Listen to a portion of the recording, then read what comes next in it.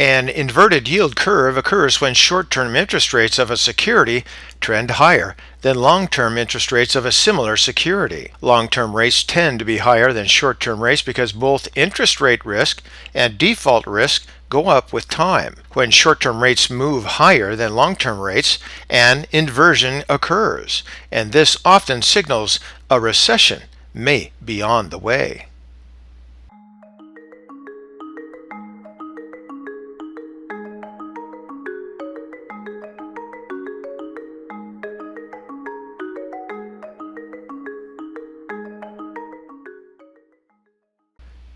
Typically, Treasury bonds with longer terms offer higher yields than those with shorter terms, resulting in a curved line that always has a positive slope. Occasionally, shorter term interest rates rise above those of longer term rates, and this is known as an inverted yield curve, which can spell trouble for investors. When comparing yields between short and long-term government securities, pundits typically focus on the yields of 2-year and 10-year Treasury bonds.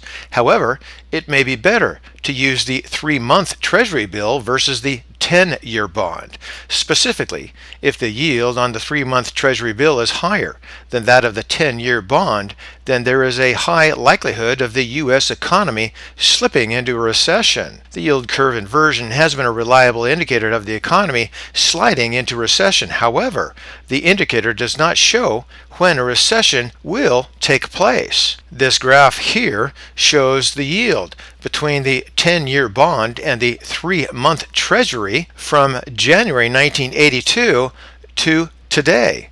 When the blue line drops below the horizontal black line, the yield curve is inverted. Periods shaded gray represent economic recession. And as you can see, when the inversion occurs, or when the blue line goes negative, it has preceded a recession. Although the measure isn't perfect, it's better to be prepared than not.